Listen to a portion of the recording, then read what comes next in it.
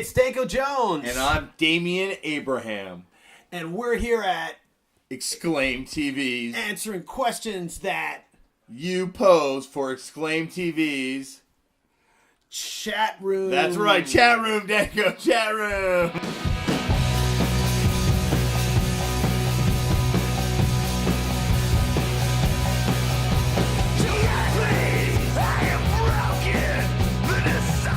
From Facebook. Lucas Menzie asks me, I know you're Canadian, but where does your first name originate from? And secondly, to both you guys, where do you see the future of rock? What bands out there have a good grasp on the genre and are keeping the fires burning?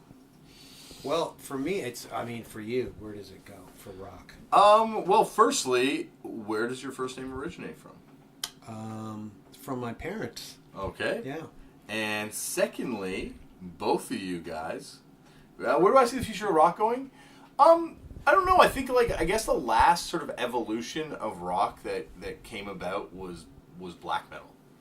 You know, like the last sort of thing that took to a new genre level.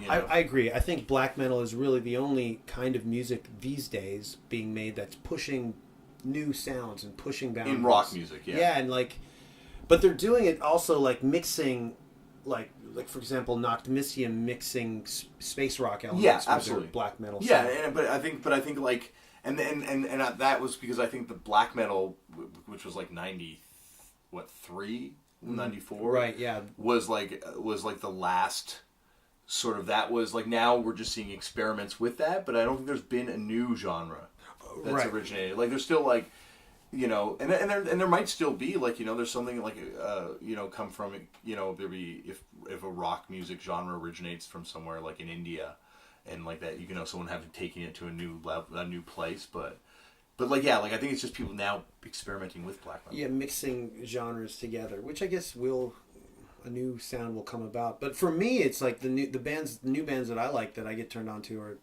kind of retro bands. Yeah.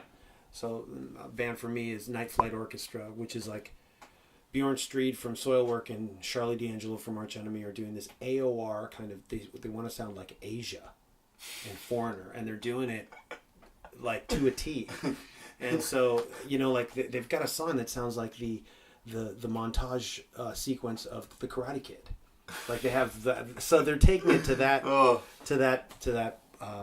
level, and so I like that, and so that's me. Yeah, I guess bands that I dig on right now. Good Throb, I think, is really awesome. This band from the UK. That's a great name. Yeah, what do they sound like? Just super angry aggro punk, but really minimal, kind of it's hardcore, but it's not fast or bombastic or anything like that, but just her vocals are just so sick, just a real angry snotty thing. And then this band from Toronto called VCR, who I think are incredible. They kind of sound like the Feeders. Do you know the Feeders? No. Jesus Entering from the Rear, and they were I remember that. They were a more imagine if someone was yeah, I'm gonna make the Dead Kennedys, but really push it, have dead animals on stage with me, just dig up pet cemeteries and really freak people out.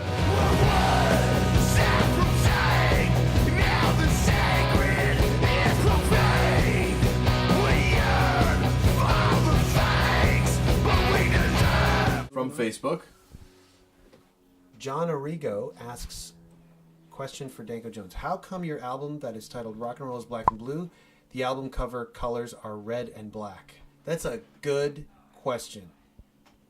I got no answer for No, because you know what? You guys were the original white and gold, blue and black. That dress. Right, the dress. Yeah, you're I gotcha. Is it red and black? I'm going to take blue and black? That's my answer. That's the answer. It is actually black and blue.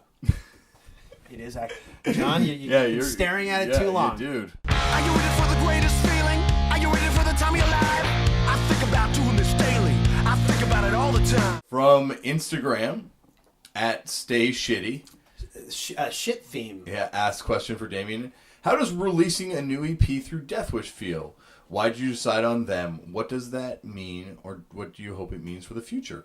We've always been a fan of Death Wish Records. Like obviously Converge fans, Jake Bannon fans, and they'd asked for, you know, if we'd do a record with them, and we'd always kind of wanted to. We've kind of like always wanted to do these records on labels, like, you know, being in a band at a certain point is kind of gets like playing fantasy baseball. You get to just pick off things on your list that you want to do, and like they're a label that we've always kind of wanted to work with. I know, I'm sure you kind of find yourself in a similar situation. Yeah, definitely. I mean, we don't put out as many 7-inches as you guys do, and I watch you guys from the sidelines, wishing we could do that as well. And working with Death Wish, that's pretty cool. Yeah, they're cool. Like and you know, like there's like and obviously they put out, like, you know, talk about a label that constantly kind of finds bands that do different interesting things. So to kind of be part of that is an honor, you know. When your body tells you move exactly when you're told to. Don't slip it, don't whip it, don't slip. I guarantee the stick. From Facebook, Stephen Carlick asks, Danko Jones, you're a fairly vocal opponent of award shows and music shows. Do you feel like metal and hard rock gets the short end of the stick when it comes to awards? With this in mind, Damian, you won the Polaris Prize in 2009 with Fucked Up. Assuming you had one to begin with, did it change your opinion on music awards at all? Well, you go first. I mean, listen, there's so much politics that go behind the scenes of these music show awards, and that was more what I was addressing in a roundabout way. I would love to win all the awards that are given out. I'd love to win East and West Coast music awards, even though I live in Ontario, and I would love to win, and, you know, all the awards that they hand out in Canada, which when I did a little research are enormous. The amount of awards shows and awards, it's just, I would love it. It would make my mom really happy, and but, you know, sadly we're never nominated. Like, I think, you know, obviously I'm incredibly grateful that we won that Polaris Prize that year.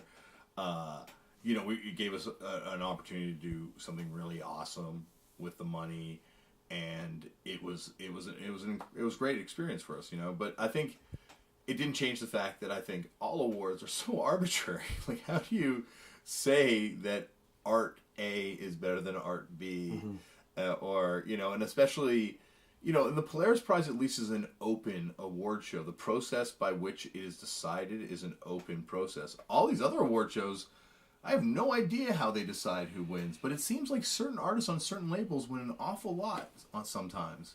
You know, it's just like it's like this weird sort of like, it's this weird, award shows in general are just like you know, like they're cool.